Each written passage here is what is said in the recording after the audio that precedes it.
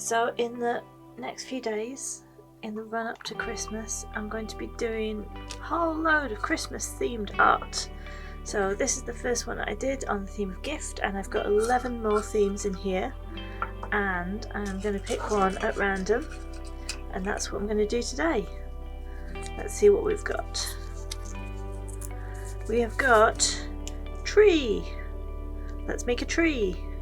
So what I've done here is draw a triangle, put a little star on top and a little stem at the bottom, and then I've just filled it with different elements. So I've been using some kind of folk art elements, so some little hearts and some birds and some flowers on little stems, and there's some holly in there to make it feel Christmassy as well. So what I'm going to do is I'm going to put a version of this up on my website so you can download it and print it out and use this as the basis of your tree if you want to follow along with this. So I've transferred my drawing onto my watercolour paper, and I've drawn it quite faintly anyway, but I'm then going to go over with the rubber and really carefully just take away the excess pencil from there, just so it's really light, so you'll hardly see it on the camera, but I'll just be able to see enough to be able to follow my outlines. So I've got my watercolour paints here, so that's what I'm going to be doing today.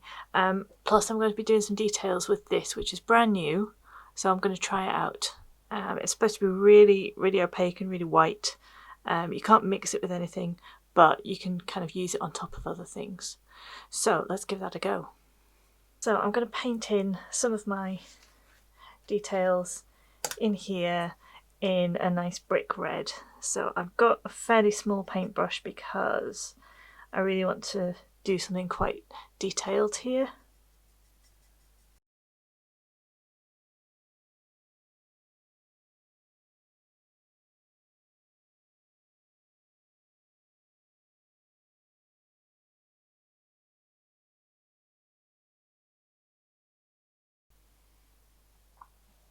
So I'm using my sable haired round brush. This is the number 2. And it goes to a really fine point, but it's almost too fine. It doesn't kind of carry enough weight at the tip, so it's quite hard to get the details in there. But never mind, I'm going to persevere with it. So let's paint in this heart.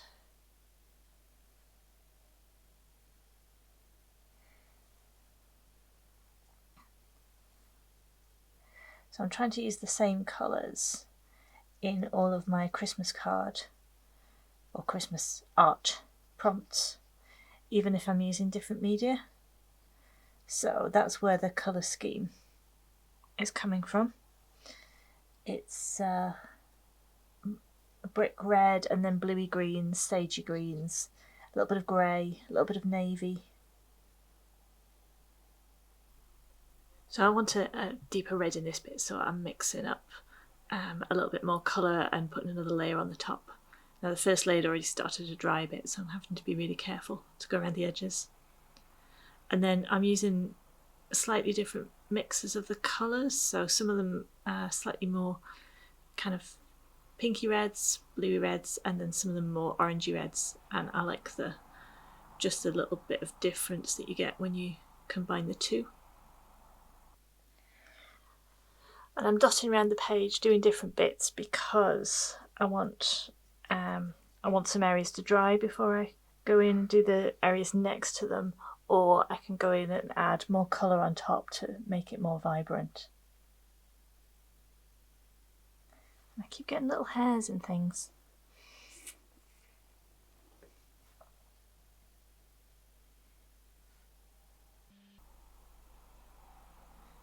So I'm going to speed this up now, but what I'm doing is just adding in shapes and simply colouring them in, really, all one colour.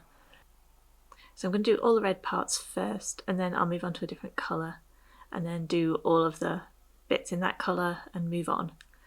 And where I've got 2 sections that meet each other, I'm going to leave them until the first section's dry, so that the colours don't run together.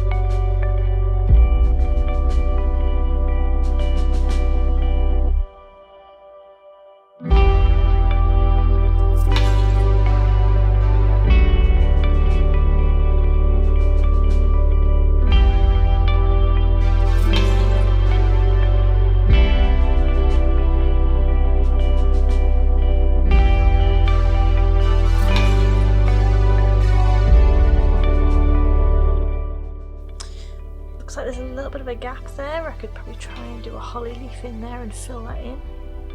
So let's just...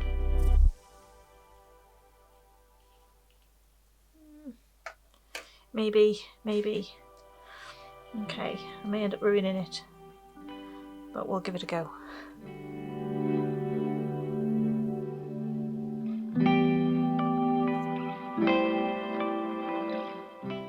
And now I've mixed up a really pale peach colour and I'm going to apply that all over the background. I could have done the background first, but I didn't really want the kind of bluey colours to get a bit muddy. So I'm doing the more painstaking job of going around all of the shapes. But because it's a really pale pastel colour I'm using, I don't think it will matter too much if there's some little bits of white showing.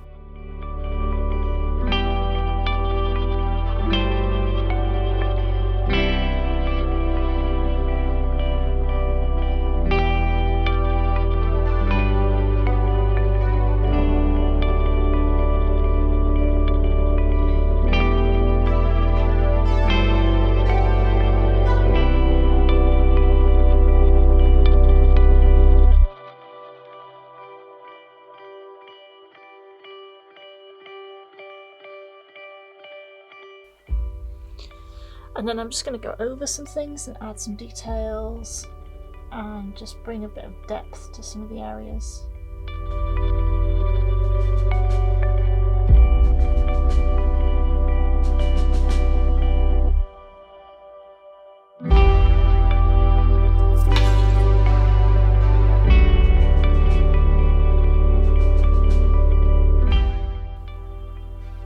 This is the bit that I love and I can get lost in.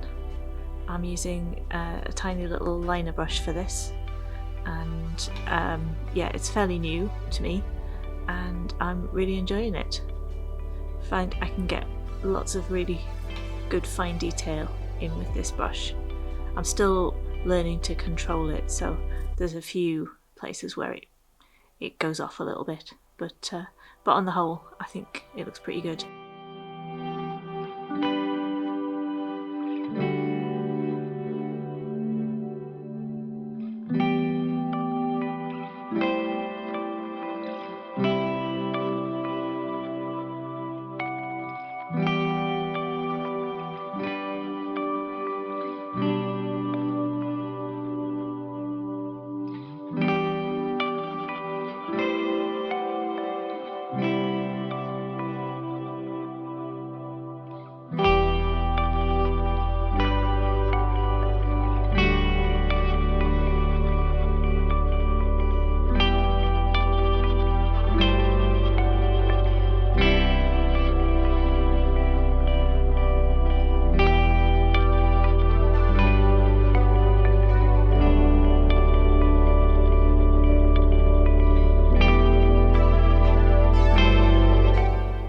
So now I think I've put in all the detail that I want with the watercolour.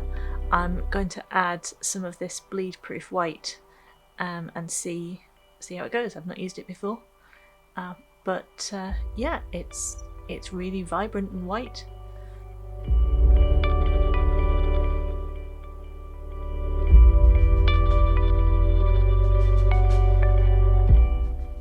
So I found that this was quite easy to control as long as I didn't put too much on my brush. If I put too much on, then I ended up with kind of blobby lines that were a bit too thick. So it'll take a little bit of getting used to this. But it's really opaque and it really sits well on top of the watercolour.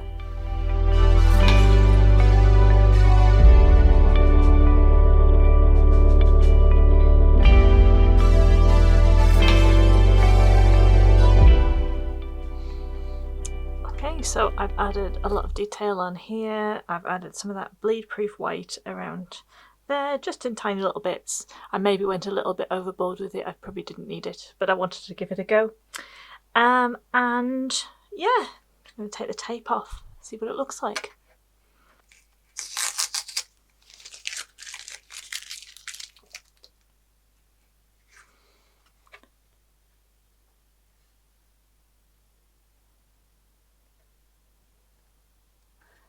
So if you give this a go, I'd love to see it.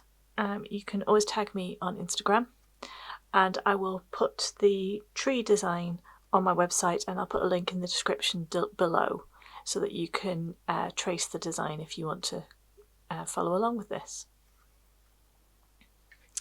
So if you like this video, then please give it a thumbs up, and if you'd like to see more videos like this, then please do subscribe. And if there are any other things that you'd like to see in the future, or ideas for future videos that you'd like to see from me, then please do let me know. Right, thanks very much for watching. Bye!